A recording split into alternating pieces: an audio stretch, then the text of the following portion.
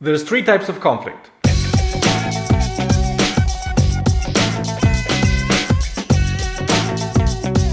First, we have the good conflict, the idea-based conflict. Maybe we shouldn't even call it conflict. It's the willingness of your people to stand up and engage in constructive disagreement.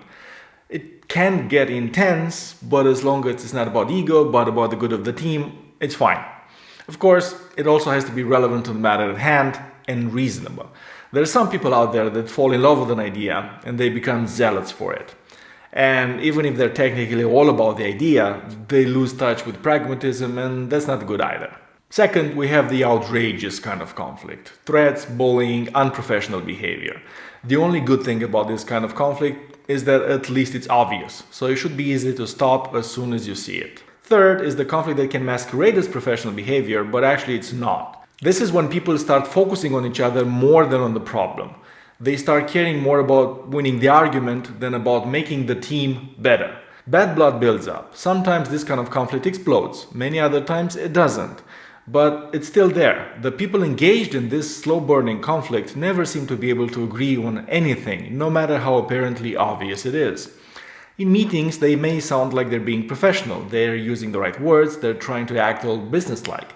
But they're just looking for ways to one-up each other and to strengthen their case. This is the most common type of conflict in the workplace. It's bad, and as the leader, you need to identify it and fight it. If you're close to your team, you'll sense this kind of conflict, even if it doesn't explode.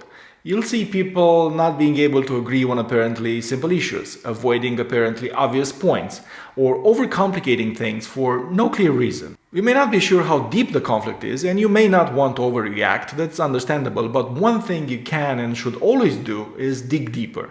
Ask questions, probe around, focus on the tension, explore it. Don't be afraid of conflict. The weirdness you sense, the whole team senses it, and if you act like it's not there, that's not a good example. If the conflict explodes into an argument in the open, you'll either see it as it happens if you're there or hear about it later. If you see it as it happens and the situation can be salvaged, then try. Step in, facilitate, moderate the conflict, and take advantage of it to get to the root of the issue. If it can't be salvaged, if emotions are too high for any kind of constructive conversation, stop it and get back to it later. If you don't see it happen, then somebody came and told you about it. If it's one of the people that were part of the conflict, you need to handle it carefully. You need to listen to them, but not too much. Let me explain. You need to listen to them just enough to determine that this is not one of those cases of outrageous behavior that needs to be addressed immediately.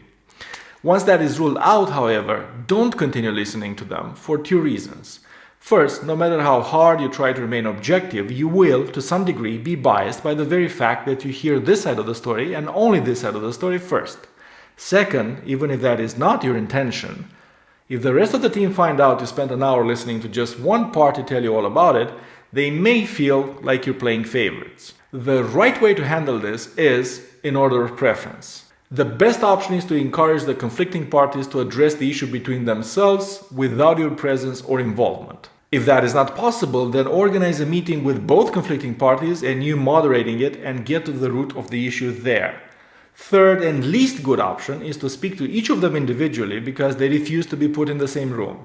This would be understandable in case a person was subjected to some truly unprofessional behavior from the other party, but if this is just normal conflict, you should expect your people to be able to address that directly to some degree and not ask you to just fix it for them. They're not children after all. In all situations, remember the old saying, give a man a fish and you feed him for a day.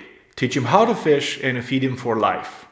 You may have the experience to quickly solve many conflictual situations by just stepping in and telling people what to do.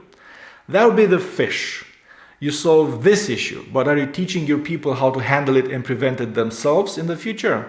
Sometimes the best thing to do is not to overhelp your people, but instead gently push them towards figuring out themselves. Don't ignore it, just don't overmanage it either. And that's it.